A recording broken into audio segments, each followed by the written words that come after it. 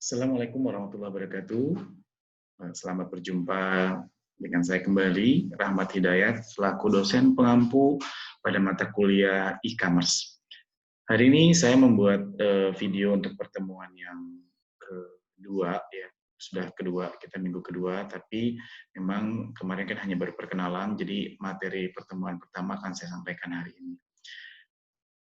Kemudian, kenapa ini saya buat? Karena ini dibuat untuk mengantisipasi buat mahasiswa yang sinyalnya kurang bagus, ya, sinyalnya kurang bagus, putus-putus sehingga tidak terjadi miskomunikasi. Jadi video ini bisa diputar-putar untuk membuat Anda lebih paham tentang mata kuliah ini. Oke, sebentar saya share screen dulu ya.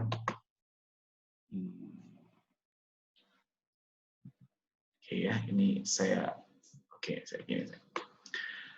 Oke, kita pertemuan pertama itu mengenai konsep dari e-commerce. Ya, mungkin kalian tidak tidak begitu asing dengar kata e-commerce ya, karena kita tahu e-commerce ini sudah muncul ya, sudah muncul bahkan dari 2015 ya, ketika sudah data-data sudah mulai ada. Kemudian kita lihat, apalagi Anda sudah pernah mendapatkan mata kuliah pemasaran digital, ya itu sebetulnya menjadi dasar kalian sudah memahami apa itu e-commerce. Seperti yang saya sampaikan pada minggu sebelumnya bahwa e-commerce itu adalah mata kuliah yang nanti kita akan coba mendalami bagaimana membuat sebuah pemasaran melalui web, ya. Oke, kita lanjut. Hari ini saya akan bahas mengenai pengertian e-commerce, kemudian ada fitur e-commerce, model e-commerce, dan konten dan framework e-commerce, serta jenis-jenis produk. Kita akan bahas satu persatu. Secara umum, ya apa itu e-commerce? Ya mungkin Anda juga sudah mengerti apa itu e-commerce. Ya merupakan penyebaran, pembelian, penjualan, serta pemasaran barang dan jasa melalui sistem elektronik seperti internet. Ya, seperti Anda juga, saya rasa sudah pernah mengalami ya, sudah pernah melakukan pembelian secara elektronik, Shopee, Lazada, Tokopedia, Bukalapak, dan sebagainya, itu adalah bentuk dari sebuah e-commerce. Jadi e-commerce ini juga melibatkan adanya transfer dana secara elektronik, pertukaran data elektronik, sistem manajemen inventory otomatis, dan sistem pengumpulan data otomatis, yang semuanya melalui internet. Ada 8 keunikan atau fitur keunikan dari sebuah teknologi dari e-commerce sendiri. E-commerce memang ini sudah mulai berkembang ya, sudah diprediksi akan terus berkembang,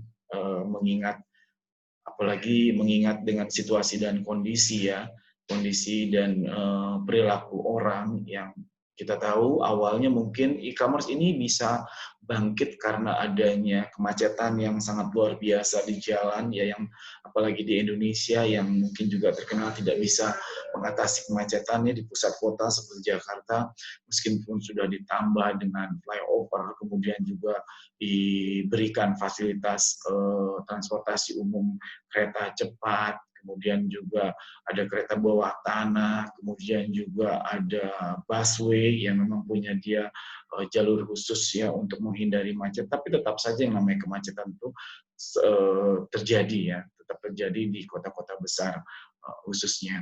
Nah, e-commerce ini bangkit awalnya di sana ya, membuat orang tuh menjadi lebih mudah ketika membeli produk ya, membeli produk barang atau jasa melalui internet ya, melalui toko online, kita sebut toko online.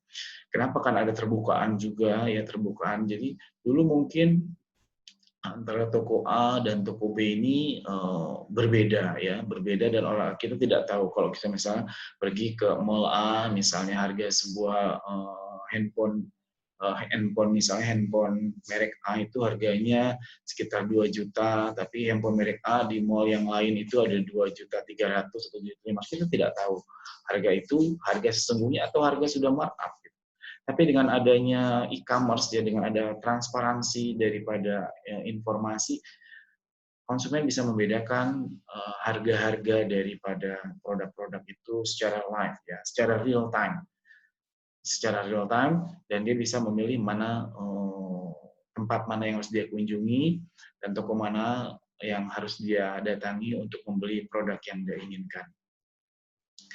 Nah, ada dari 8 ini, yang pertama adalah ubiquity. Ya, ubiquity ini adalah artinya bahwa e-commerce itu ada di mana-mana ya. Selama kita terhubung dengan internet, ya, selama kita ada jaringan akses internet, ya e-commerce bisa dibuka. Dan tentunya kita juga punya perangkat untuk membukanya, seperti handphone ataupun laptop. Nah, kemudian juga ada namanya global reach, artinya jangkauan dari e-commerce ini memang luar biasa ya. Ini membuat si toko online kita atau toko online yaitu memiliki pasar yang bukan cuma hanya sekitar, tapi bahkan sifatnya global, bisa seluruh dunia. Ya, seluruh dunia bisa melihat toko-toko kita. Ya, seluruh dunia juga bisa membeli produk kita. Ya, itu kenapa keunikan dari e-commerce ini, dia memang cakupannya lebih global, lebih luas. Kemudian juga yang ketiga adalah universal standard. Ya, kita tahu bahwa memang pembuatan komputer ini memiliki standar yang kurang lebihnya sama antara ya tentunya masing-masing negara ini sama. Artinya apa yang kita buat create toko online yang ada di Indonesia, orang Amerika, orang Jepang, orang Singapura, ya, orang Australia juga bisa membuka toko online kita dengan bentuk dan tampilan yang sama. Karena memang beruntungnya kita menggunakan standar yang sama, sehingga adanya kemudahan mereka mengakses daripada web e-commerce kita atau toko online kita. Kemudian adalah richness. Richness ini adalah kesempurnaan. Ya, kesempurnaan artinya e-commerce ini sudah bisa mengakomodir daripada file-file yang bentuknya tadi audio, video, teks, dan bentuk-bentuk lain yang bisa di-embeddedkan atau dimasukkan ke dalam web kita atau toko online kita. Yang kemudian interaktif. Adanya interaksi antara penjual dan beli juga memudahkan. Ya, jadi kita nanti bisa di web itu ada kontak person atau bagian yang bertanggung jawab sebagai admin, dan kita bisa menanyakan langsung dan terjadinya interaktif. Kemudian juga ada yang namanya information density, yaitu adalah kepadatan informasi. Maksud dari kepadatan informasi ini adalah jadi siapapun orang bisa melihat informasi yang ada di web kita, selama itu tidak di-lock atau tidak di-hide ya kepada customer. Ya, kemudian juga toko-toko online lain pun sama seperti itu. Jadi adanya transparansi dari segi apa namanya, segi biaya atau segi harga daripada sebuah produk, barang atau jasa ini semakin tinggi, ya. Semakin tinggi, speknya juga semakin tinggi, kelebihan dan keunggulan juga semakin tinggi. Jadi begitu mudahnya konsumen ketika ingin melihat spesifikasi dari sebuah produk, barang, dan jasa yang dia inginkan, dia bisa mengakses itu di berbagai webnya. Kemudian juga keunikannya adalah personalization atau customize. Ini juga memungkinkan adanya modifikasi pesan dan barang. Maksudnya adalah dengan adanya web e-commerce ini kita sadari ya, mungkin Anda juga pernah mencoba membuka misalnya di Shopee atau misalnya di Lazada ketika Anda mencari misalnya gantungan kunci yang menarik. Ya, hari ini kalian mencari gantungan kunci yang menarik, kemudian besoknya dan besoknya lagi muncul lagi iklan-iklan yang memunculkan juga penawaran terhadap sebuah gantungan kunci. Itu artinya memang sudah ada personalized di sana ya. Jadi toko online juga ini bisa memfilter, gitu, memfilter preferensi daripada konsumen tuh inginnya apa, butuhnya apa, produk yang dicari itu apa, dan itu biasanya bukan biasanya ya, kita lihat juga itu akan muncul dengan pesan-pesan atau penawaran produk yang pernah kita beli ya, makanya jangan kaget. Bahkan lebih dari itu juga kalau selanjutnya di sosial teknologi ya, ini juga salah satu fitur yang bisa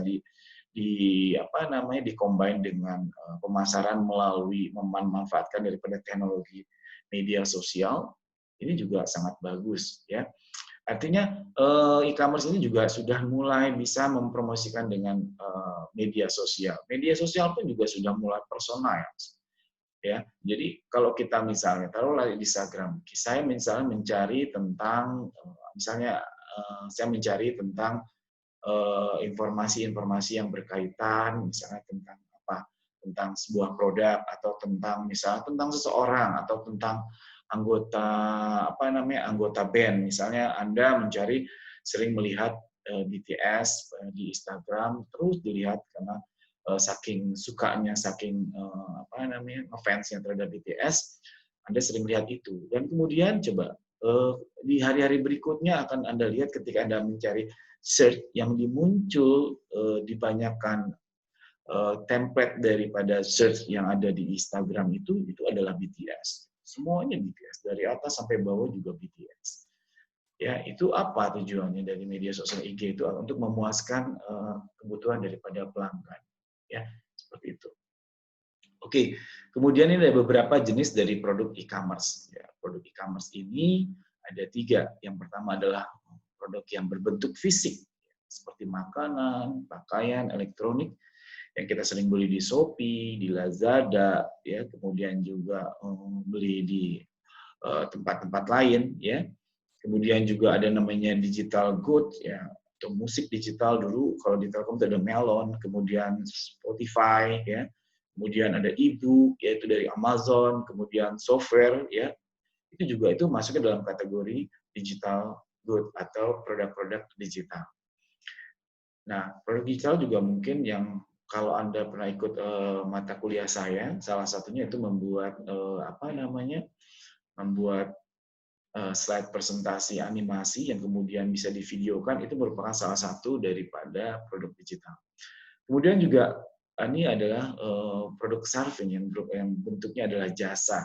Ya, contohnya adalah reservasi tiket. Ya, reservasi tiket ini bisa di PT KAI langsung.com, kemudian juga bisa di Traveloka, ya, kemudian ada produk asuransi atau saham. Nah, itu juga merupakan jasa apa namanya, produk jasa.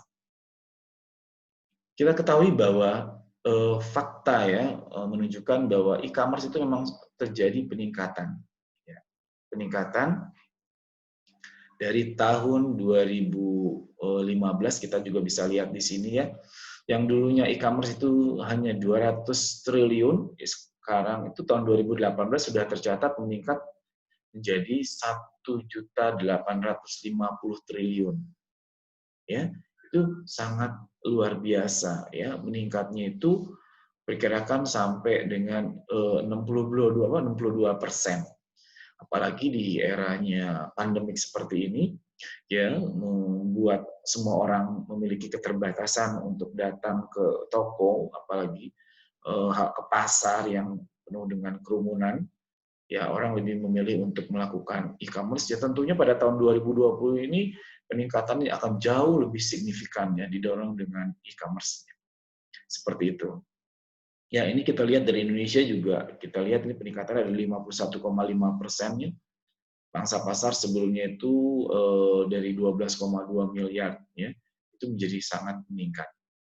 Meskipun tantangan daripada e-commerce ini memang aksesnya belum merata. Merata di sini artinya memang akses internetnya belum merata. Tapi kalau saya cek kemarin ke kaliannya sebetulnya sudah banyak yang bagus ya. Walaupun ada di Lampung, kemudian ada di Riau, di Medan, di Padang gitu ya. Kemudian juga ada di Jawa Timur dan sebagainya. Mungkin sudah mulai bagus ya. Cuma saja kadang-kadang untuk internet yang stabil itu yang agak sulit ya. Ya agak sulit karena memang kita tahu penggunaan dari internet ini sudah semakin banyak ya. Nah, kemudian keamanan transaksi online ini dan biaya kirim belum efisien. Nah, keamanan transaksi online itu memang sebetulnya awalnya sering terjadinya apa namanya press conference bahwa di Lazada sekalipun yang perusahaan besar bahwa beli handphone, kemudian juga di datangnya itu produk apa, waktu itu apa ya, sabun atau apa seperti itu ya. Kalau saya nggak salah seperti itu, kemudian itu menjadi apa? Menjadi tantangan buat pengusaha e-commerce ya atau perusahaan toko online. Tapi hari demi hari ya, kemudian tahun demi tahun atau makin ke sini itu trust-nya itu semakin tinggi. Ya, trust-nya semakin tinggi ya. Kemudian juga Lazada juga dia juga sangat cepat tanggap ketika terjadinya ada kesalahan pengiriman gitu, dia langsung kemudian press conference, dia juga memberikan mau diganti uang atau mau diganti dengan barang yang baru akan segera dikirim. Nah, perusahaan-perusahaan yang seperti Lazada, Shopee, kemudian juga yang lainnya juga ini mereka memiliki komitmen yang sangat bagus ya. Ketika ada komplain dari pelanggan dan dia sangat cepat tanggap seperti itu. Kemudian biaya kirim ini belum efisien. Memang kalau ya dilihat dari biaya kirimnya mungkin ya, kalau kita beli satu item, biaya kirimnya misalnya 5.000, terus beli satu item lagi di toko lain 5.000 lagi jadi 10.000. Padahal kita bisa kalau misal ke mall datangnya ya tidak usah ke sana gitu ya, tidak usah bayar biaya kirim, tapi kita sudah cukup di tempat itu kita bisa beli ya. Ini masih menjadi kendala ya, kendala dari biaya kirim. Tapi saya rasa juga banyak dari beberapa toko online juga memberikan free ongkir ketika kita membeli dalam jumlah yang sesuai yang diinginkan, misalnya lebih dari 2 atau 3 seperti itu. Kemudian juga tantangan e-commerce ini ada yang namanya biaya investasi ya, biaya investasi ini juga memang cukup besar ya. Cukup besar ya untuk toko online ini untuk biaya investasi. Investasi apa dalam hal ini? Ya investasi sebetulnya tidak terlalu mahal dibandingkan dengan investasi ketika kita membuka toko online biasa ya, secara tradisional ya. Karena ada banyak biaya-biaya yang bisa direduce ketika kita membuat toko online dibandingkan dengan toko yang real atau toko konvensional. Ya. Kemudian ini maksudnya adalah biaya investasi transportasi ini lebih besar ya, transportasi ini lebih besar. Memang ini juga menjadi kendala ya, biaya transportasi lebih besar itu maksudnya adalah seperti Lazada dia harus punya pengiriman tersendiri supaya memastikan bahwa produk-produknya dia itu bisa sampai tepat waktu ya, karena kalau nunggu terlalu lama juga konsumen juga akan menjadi tidak suka ya, bukan tidak suka, jadi tidak puas ya. Itu kan menyebabkan juga si konsumen itu akan enggan membeli jadi sebuah produk di toko online itu sendiri kembali nanti.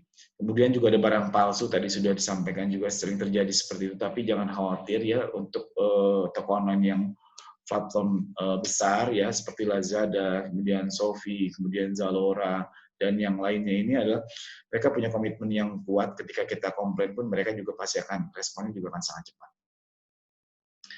Nah ini adalah model-model atau tipe-tipe e-commerce ya, sebetulnya sudah dijelaskan pada mata kuliah pemasaran digital, tapi saya singgung kembali saja tidak apa-apa. Nah, yang pertama adalah B2B ya. B2B adalah business to business ya. Contohnya di sini adalah Rally.com, Impro Trading yang menjual misalnya bahan bangunan ya. Bahan bangunan dari toko material kemudian ke perusahaan, itu masuknya dalam kategori B2B ya, business to business. Kemudian di sini juga Indonetwork, MBIS dan sebagainya. Kemudian B2C ya, artinya business to customer ya. Customer artinya contohnya tadi yang sudah pernah kita gunakan ya, Zalora, kemudian Berrybenka ya, kemudian juga Shopee ya dan sebagainya ya. Seperti itu. Kemudian ada banyaknya ada Lazada, belanja di market itu banyak sekali yang B2C ya, dan beberapa sudah pasti Anda pernah gunakan ya. Kemudian juga ada C2C. C2C ini adalah customer to customer. Ini adalah merupakan marketplace ya, marketplace yang artinya dia hanya menyediakan satu tempat ya untuk mempertemukan antara penjual dan pembeli. Contohnya di sini ada Bukalapak, kemudian juga Tokopedia gitu ya. Shopee ini termasuk juga dalam kategorinya marketplace ya, kalau Shopee bukan bukan B2C ya. Shopee ini adalah merupakan marketplace ya. Kemudian juga ini Jualio, Jualo, Hore, Laku dan sebagainya. Ini juga merupakan marketplace, artinya ketika kita mau menginginkan sebuah barang ya, sebuah barang kemudian kita lihat orang-orang yang menjualnya siapa saja. Kemudian langsung kita nanti menghubungi mereka dan ketemuan di mana, setelah itu terjadinya transaksi. Ya, itu C2C. Kemudian C2B, ya, customer to business. Ya, customer to business ini contohnya adalah iStock atau freelance. Ya, iStock ini adalah sebenarnya kalau kita punya foto-foto yang bagus, ya, kemudian bisa kita masukkan di iStock, dan ketika iStock-nya itu bagus, gambarnya itu bagus, itu bisa dibeli sama si perusahaan itu sendiri. Terakhir kalau nggak salah saya pernah baca berita bahwa ada foto dari Indonesia yang dihargai sampai 90 juta. Ya, itu fotonya foto pemandangan, ya, pemandangan gunung, di atasnya ada awan, kemudian juga ada cahaya-cahaya, itu sangat bagus dan harganya 90 juta. Nah, mungkin Anda kalau punya foto-foto yang bagus, tidak ada salahnya dikirim di iStock, siapa tahu mungkin memiliki seni yang bagus dan bisa dihargai. Oke. Kemudian juga ini ada yang namanya B2G, B2G atau Business to Government. Ini ada LPSA, ya kalau di kita, ya, layanan pengadaan sistem secara elektronik, ya. Ini untuk pemerintahan, ya, filling juga sama gitu, ya. Ini dari kumparan, ya, seperti itu. Jadi proyek-proyek atau pekerjaan-pekerjaan dari pemerintah ditawarkan kepada kepada pemerintah, ya. Ini adalah business to government.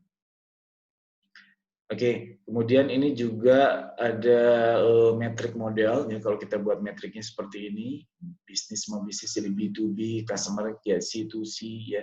Kalau bisnis to government B2G, ya, modelnya seperti ini. Kemudian kalau customer ke bisnis ya C2B, Priceline, company, ya, kemudian C2C, eBay, PayPal, kemudian QXL, kemudian customer ke government ini C2G, ya, online tax filing gitu. Nah, ini semua adalah metrik model daripada e-commerce. Nah, ada beberapa model dari e-commerce lainnya. Yang pertama adalah online to offline, ya, O2O, ya, atau online to offline. Nah, online to offline ini memang salah satu skema baru dari e-commerce yang sudah mulai berkembang dan sangat bagus juga. Jadi seperti yang di sini Alfacart, kemudian Matahari Mall, Klik Indomart. Jadi Anda bisa memesan dari aplikasi, kemudian nanti Anda bisa langsung mengambil di Indomartnya. Itu salah satu model dari e-commerce yang baru. Kemudian mobile e-commerce ini sebetulnya sudah banyak, ya, model-model e-commerce ini, Lazada, Traveloka yang sudah sering kita pernah beli di sana, ya, pernah melakukan atau menjadi customer-nya mereka. Kemudian juga ada yang namanya social e-commerce. Ya, social e-commerce ini sebetulnya adalah penjualan yang dulu memanfaatkan iklan, ya. Kalau orang perusahaan dulu memanfaatkan iklan untuk mempromosikan produknya, tapi kalau sekarang sudah mulai berkurang, ya, sudah mulai berubah bahwa yang lebih efektif sebetulnya adalah word of mouth daripada si pelanggan, ya, word of mouth daripada si pelanggan.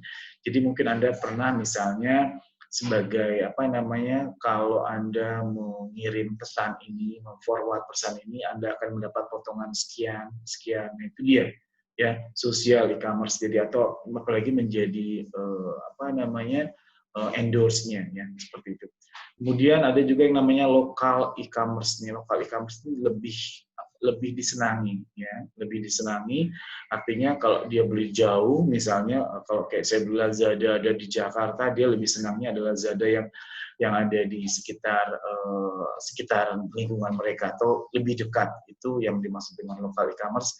Ini juga lagi sedang hit, ya, lagi sedang bagus. Jadi memang perilaku daripada konsumen itu terus berubah, ya, terus berubah mencari kepuasan, karena kepuasan itu menurut saya tidak pernah berhenti sampai situ, ya.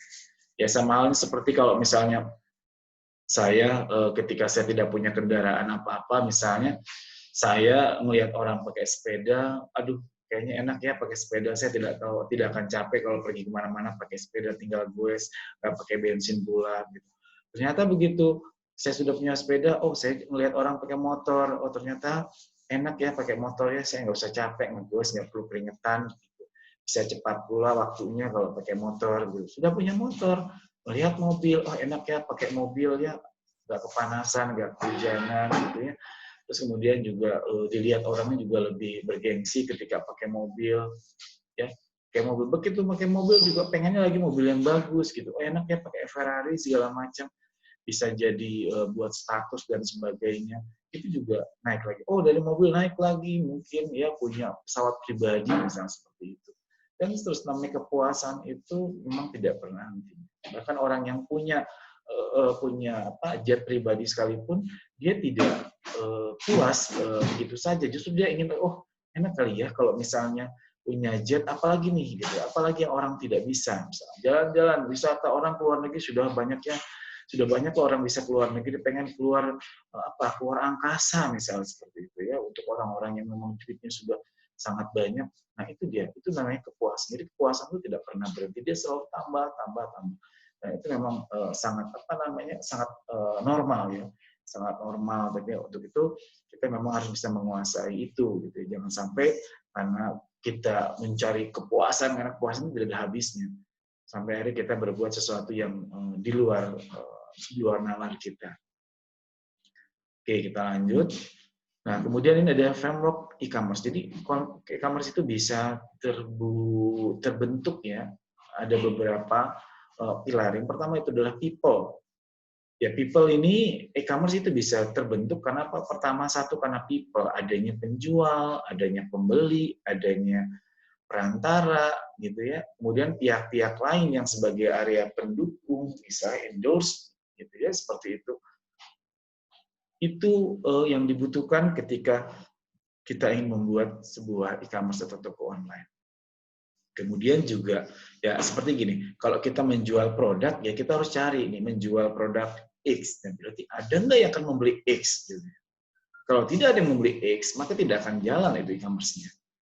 Ya, seperti itu. Kemudian juga yang kedua adalah public policy.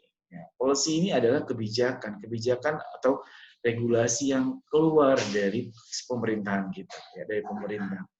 Ya, ada standar-standar teknis yang ditetapkan pemerintah sebagai pembuat ketetapan yang harus dipatuhi oleh si pemilik e-commerce ini. Ya, contohnya tidak boleh memperjualbelikan barang-barang yang dilarang, gitu ya.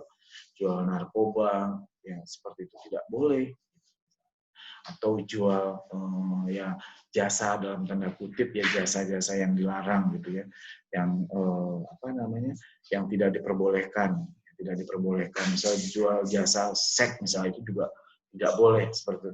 Jadi ada ketetapan-ketetapan yang harus harus dipatuhi sama si pelaku e-commerce ini.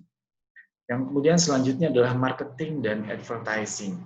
Nah, e-commerce ini butuh marketing, butuh iklan, butuh pemberian informasi kepada pelanggan. Bagaimana orang bisa tahu? Kita tahu situsnya toko online sangat banyak sekali. Web ini banyak sekali, kalau dihitung itu sangat banyak. Bayangkan satu orang itu bisa bikin web. Gitu. Bayang ya kalau misal di Indonesia saja bikin web semuanya ada sekitar 280 juta web. Bagaimana kita melihat misalnya? Ada misalnya di sana ada webnya Ayu. Bagaimana kita tahu ada webnya Ayu di antara 280 juta itu kalau Indonesia semua bikin? Ya, anggap aja kalau semuanya bikin. Bagaimana kita bisa melihat tanpa adanya sentuhan daripada iklan atau informasi yang diberikan kepada orang-orang? Ya, karena kalau orang nggak tahu ya siapa yang mau mampir ke toko online kita? Ya, seperti itu. Makanya ada kegiatan-kegiatan yang dibutuhkan supaya orang menjadi aware dulu. Aware, oh ada toh itu webnya toko Ayu menjual produk itu dan ini dan seterusnya. Ya, makanya itu juga di sini juga caranya bagaimana supaya kita menjadi lebih mengenal. Ya. Contohnya di sini adalah market research, terus kemudian promosi, kemudian isi web. Market research di sini maksudnya adalah kegiatan kita melihat bahwa penelitian kita bahwa produk-produk apa saja yang dibutuhkan, apa saja yang diinginkan. Kemudian berikan promosi. Promosi kepada siapa? Kepada pelanggan, ya, market kita, segmentasi kita. Misal, tapi jangan sampai salah promosinya. Misal promosi diskon, semua orang pasti suka diskon, tidak juga. belum tentu semua orang butuh diskon. Ya, ada orang-orang yang tidak suka diskon, bahkan dia benci dengan diskon. Kenapa? Karena dia tidak mau dibilang orang yang suka diskon. Gitu ya. Karena memang dia levelnya sudah tinggi. Sebagai contoh, misalnya artis-artis terkenal gitu ya, yang kita lihat juga sering menunjukkan jumlah ATM dia yang miliaran, kemudian juga mau menunjukkan kekayaan dia yang miliaran juga. Nah, itu orang-orang seperti itu tidak suka dengan yang namanya barang-barang diskon. Malah dia sukanya barang-barang yang sifatnya unlimited, yang kemudian juga yang tidak banyak orang punya. Ya, itu juga menjadi buruan orang-orang kaya ya. Nah, selanjutnya adalah isi web. Nah, isi web ini juga harus menarik. Ya.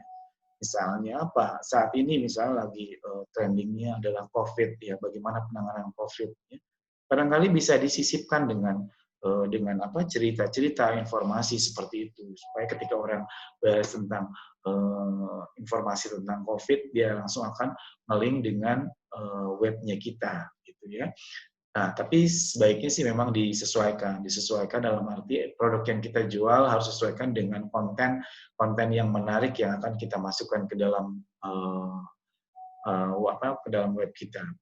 Kemudian ada support service, yaitu banyak service yang dibutuhkan dalam e-commerce ya, mulai dari kejelasan isi web, pembayaran, pengiriman barang. Ini juga kita harus ada admin yang di sana ya, yang bisa memberikan support ya, layanan support ini untuk membuat web kita menjadi lebih bagus. Kemudian juga yang kelima adalah business partnership ya. Jadi di toko online sendiri kita juga tidak mungkin ya selamanya sendiri. Ya. Pasti juga ada yang namanya penggabungan usaha, pertukaran, kerjasama bisnis ya. Seperti halnya gini, ketika saya jual produk, saya punya toko online nih, misalnya saya jual sepatu, kemudian saya buat toko online, saya jual di web saya ya, di toko online saya. Kemudian juga saya hanya mengandalkan toko online saya saja. Nah, sebaiknya juga kita melakukan kerjasama dengan marketplace misalnya ya, kerjasama dengan marketplace ya, kemudian juga kerjasama juga dengan Lazada atau Zalora seperti itu ya. Agar apa? Agar produk kita dikenal terlebih dahulu ya, dikenal terlebih dahulu, kecuali memang produk-produk yang sudah punya brand, sudah punya nama, barangkali itu tidak perlu ya, barangkali tidak perlu. Tapi sebetulnya kalau menurut saya itu sangat perlu ya, supaya apalagi untuk startup ya, yang pengusaha-pengusaha baru, yaitu sebaiknya itu perlu dilakukan. Nah, ada beberapa user ya pada e-commerce ini. Yang pertama adalah merchant. Merchant itu adalah sebetulnya perusahaan ya. Tadi kalau toko ayu, ya toko ayunya itu ya. Perusahaan yang menyediakan e-commerce sebagai media komunikasi dan bisnisnya itu merchant. Ya. Kemudian ini adalah provider. Ini adalah perusahaan yang menyediakan server atau alamat untuk menempatkan e-commerce dan mengatur hubungan antara merchant dan customer. Contohnya tadi ada .com, .id, ya, kemudian dan yang lainnya. Kemudian fasilitator, ini ya perusahaan yang menyediakan fasilitas jaringan e-commerce. Ya, fasilitator ini adalah orang yang menjaringan ya, jaringan e-commerce-nya itu. Jadi ada jaringan, ada ibarat jalan yang dilewati. Siapa yang jalan dilewati adalah perusahaan-perusahaan telekomunikasi. Ada bank juga di sini adalah penyedia fasilitas pembayaran untuk transaksi pada e-commerce. Kemudian juga di sini yang penting adalah customer-nya, ya, atau masyarakat atau pelanggan yang mengakses e-commerce dan memanfaatkannya sebagai sumber informasi bisnis dan jasa dalam melakukan transaksi pembelian. Nah, ini ada definisi-definisi ya yang di akhir. Itu ada e-commerce-nya, ya ada e-commerce juga website yang digunakan untuk menjual produk, ya marketplace adalah tempat atau pihak ketiga yang sebagai perantara ketika kita ingin menjual, ibaratnya kalau kita punya produk kita nitip ke warung ya, itu adalah marketplace, adalah warungnya.